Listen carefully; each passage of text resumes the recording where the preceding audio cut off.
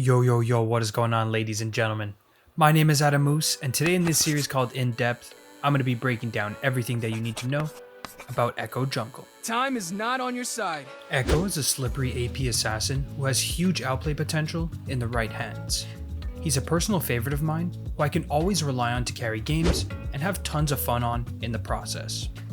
If you enjoy the content, it really helps me out if you could leave a like and comment on the video to help your boy out with the YouTube algorithm. If you want to talk with me and other members in the community who are looking to improve, be sure to join the Discord link that's in the description. I hope you guys can learn something. Enjoy the video.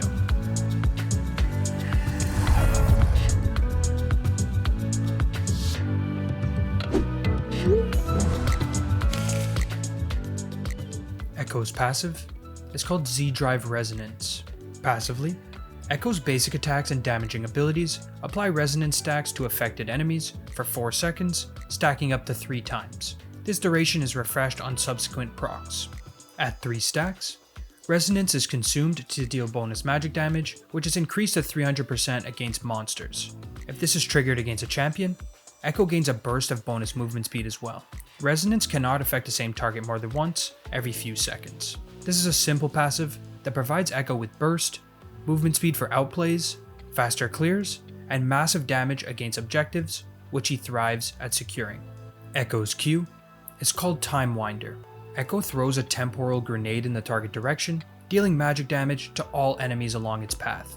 After traveling 700 units, or upon hitting an enemy champion, the grenade slows down, expands, and slows all nearby enemies for a short duration. After finishing its path, the grenade contracts and returns to Ekko at a high speed, dealing magic damage again to all enemies in its path. Keep in mind that it can do damage a maximum of 2 times on the same target and apply 2 stacks of your passive. You can also use your mobility spells to creatively reposition where you are, so your Time Winder can return through enemies. This skill shot is Ekko's main DPS tool, which allows him to quickly farm his jungle and burst down enemies at close range. Ekko's W is called Parallel Convergence. Passively, Ekko's basic attacks deal bonus magic damage based on the enemy's missing health.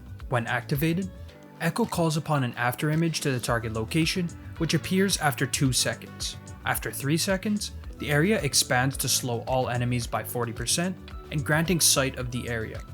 If Ekko enters the expansion within 1.5 seconds of when it lands, it detonates, shielding him for 2 seconds and stunning all enemies in the area for 2.25 seconds. This is an extremely powerful tool, but is quite difficult to master due to its long delay.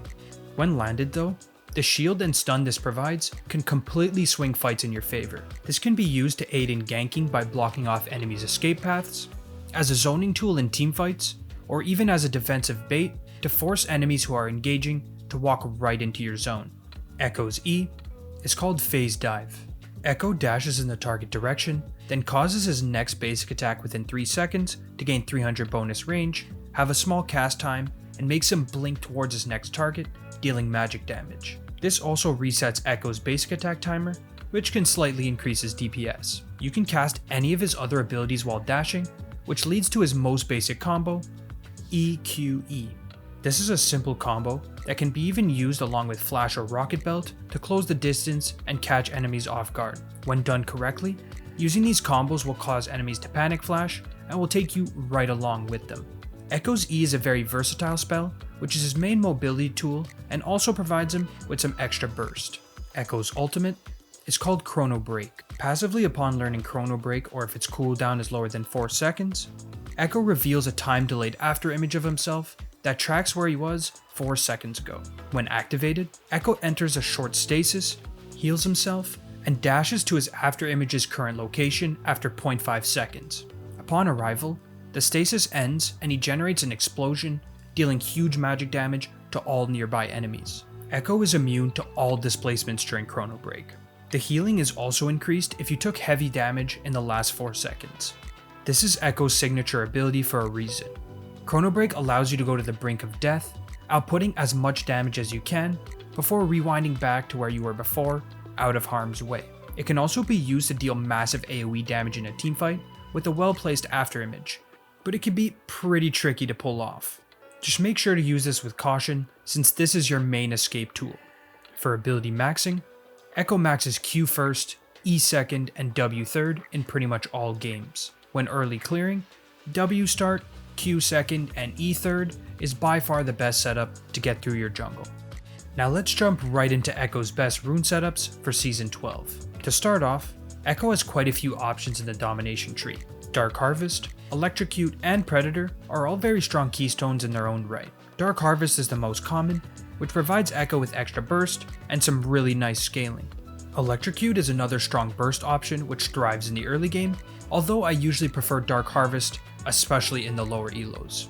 And finally, Predator is a new tech being run in Season 12, which is actually a great option to have really strong playmaking power. To close out the domination page, Sudden Impact, Eyeball Collection, and Relentless or Ravenous Hunter are going to be the standard choices. If you're running Predator, Ingenious Hunter is a great choice to not only lower your Predator cooldown, but also your Rocket Belt. For secondary, the main choices are going to be between Sorcery and Inspiration. For Sorcery, Nimbus Cloak, Celerity, Water Walking, and Gathering Storm are going to be the main options. This depends on if you want more damage or extra mobility. For Inspiration, Magical Footwear, Futures Market, and Cosmic Insight are the standard choices. This mainly depends on your preference. Just keep in mind that if you're running Predator, do not take Magical Footwear unless you're looking to grief yourself. The other keystone being run by top tier Ekko players is First Strike.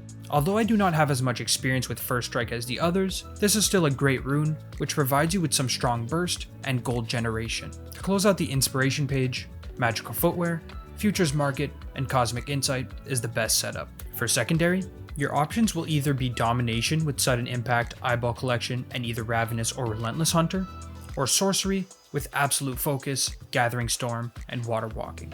For rune shards, Attack Speed, Adaptive Force, and either Armor or Magic Resist, depending on your jungle matchup, are going to be the standard choices. Now that we've got the runes down, let's discuss item builds. To start, both blue and red smite are going to be viable options, depending on if you need extra utility and assassination power from blue, or dueling power from red. Dark Seal is going to be another really important item to pick up early on, since it gives you massive snowball potential for so little gold. For boots, Sorcerer's Shoes are by far the strongest and most consistent option for Ekko. In rare cases where the enemy team is full AD, or has a ridiculous amount of CC, Merc Treads and Plated Seal Caps are decent options as well. Now for Mythics, Hextech Rocket Belt is Ekko's best option by far. The active pairs amazingly with his kit, and the Magic Pen passive is exactly what he's looking for in the mid to late game. If the enemy team has a ton of burst damage, Crown of the Shattered Queen can also be an option, although very rarely. For core items, Ekko's build is pretty straightforward. Zhonya's Hourglass as a much needed defensive tool, Lichbane for burst, Void Staff to get through tons of magic resist, Shadow Flame for extra magic pen into teams with shields, and Nashor's Tooth for tons of DPS into beefier teams. Although Ekko's build is pretty one-dimensional, the order in which you build the items will make a massive difference. Your goal is to build enough damage to delete enemy squishies, while also getting some survivability to keep yourself alive after engaging. Now let's jump right into Ekko's general jungle strategy and pathing. First off, when clearing your jungle, it's important to keep in mind that Ekko's main source of DPS is his Q, which means your auto attacks should be used on either the big monsters or to proc your passive. I see way too many low elo Ekkos wasting autos on small monsters that would die to your AoE damage anyways. On the topic of AoE clears, Raptors and Krugs are extremely valuable camps for Ekko, so taking these off cooldown will be very beneficial to your income. When it comes to jungle strategy, Ekko does struggle in the early stages when it comes to dueling. This means being very careful when fighting junglers in the early game. Ekko's early game burst is not enough to deal with most of the meta picks, especially ones with Sustain or Conquer, since they will just out-sustain your burst damage. When looking to make plays, try to find situations where you can outnumber the enemy or burst down a target with a teammate's follow-up. Do not over-force plays early. I see too many players inting the game away on Ekko for a single Scuttle Crab or forced gank. There's no stress. You must have a scaling mindset when making early decisions to be consistent on Ekko. Lastly is how good Ekko is at stealing objectives, which can be really helpful, especially when trying to make a comeback. Simply E in, full combo with your passive proc plus smite, then ult out when the heist is successful. Now for actual jungle clears, Ekko has quite a few solid options. The most common would be the standard full clear route, which allows Ekko to reach level 4 before beginning to make plays. As mentioned earlier, Ekko does not have the strongest early dueling, so this is a passive route to maximize gold and XP through farming. With that being said, you must still be very wary of invades, as many aggressive junglers will try to punish this weakness. Next, and the middle ground of jungle clears, is the 4 or 5 camp clear into gank or invade. This is usually done as an adaptation of the full clear route when opportunities arise. It's extremely important to always keep an eye on your lane states for this exact reason. Lastly is the 3 camp gank path, which is actually very viable, especially with good gank setup from your lanes. Ekko's dueling is not the greatest, but actually has some solid ganks. This usually involves fully clearing one side of the map into a gank, by clearing red-blue Gromp into a gank, or by clearing red Raptor's Gromp into a gank. Remember that this path will leave you behind if you fail your play, so only go for this when the opportunity is right. In general, Ekko wants to scale up into the mid game by having high CS numbers, but that does not mean you want to AFK farm your jungle. You can still make tons of plays early on, it just means you need to choose those timings wisely. Ekko's biggest weakness is his early game 1v1 potential. Although Ekko is not the worst early game champ, he can definitely struggle into many of the meta junglers in the first couple levels. Trying to hit your power spikes without dying should be your main goal in the early game. Don't get me wrong, you can still make plays, but just keep in mind that in some matchups, you'll need to give up some scuttle crabs and make sacrifices to safely scale into the mid and late game. In addition, Ekko struggles into champions with lots of crowd control and burst. Some examples are Nunu, Poppy, Rek'Sai, and Kha'Zix. Since Ekko has such a slippery kit, playing out fights slow and avoiding getting locked down and bursted will be your main priority. Lastly, Ekko really struggles when he falls behind since he does not have much utility. If you don't have enough items to burst enemies, you're gonna have a rough time. This is why playing for yourself and farming enough to keep up with the pace of the game is extremely important. Experienced Ekko players will know how to combat this, so knowing in which moments to make plays is going to be crucial to your success.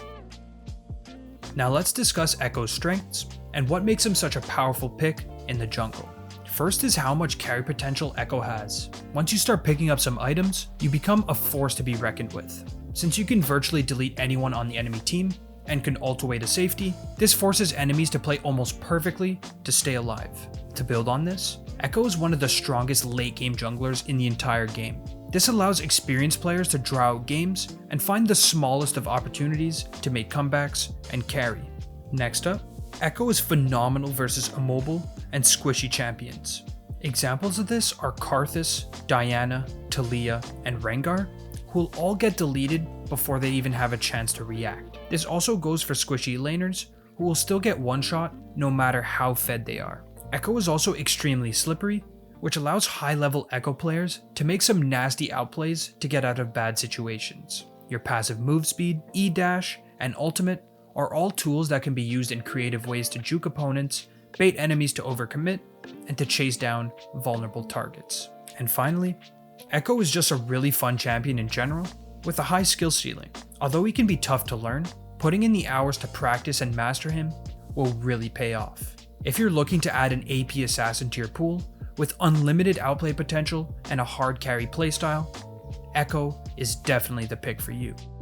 That will do it for my Season 12 in-depth guide on Ekko Jungle. If you want to support my content, make sure you subscribe to the channel and turn on notifications to keep up with my weekly uploads. Most people who watch are not subbed, and any extra support really helps my channel grow. If you have any questions or opinions, be sure to leave them in the comments below. I'll be giving away free coaching sessions every month to members of the Discord, so be sure to click the link in the description if you're interested. With all that being said, thanks again for watching. Until the next video, peace out.